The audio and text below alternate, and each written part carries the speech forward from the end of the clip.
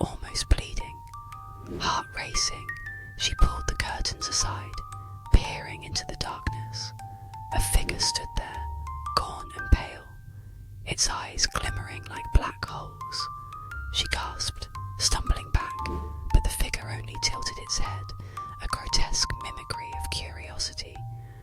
"Help me," it whispered, a voice like gravel scratching against her ears. Despite her instincts screaming to flee, she stepped closer, compelled by an unknown force. "What do you want?"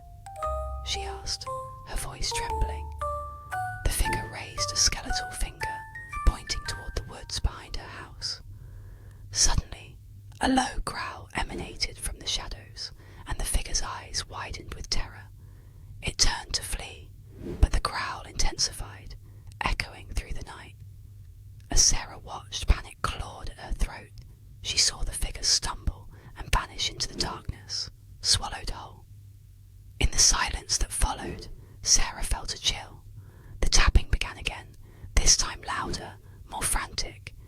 It was her own reflection, tapping from the inside of her window, begging her to let it out, but she was already trapped. It was her last visitor,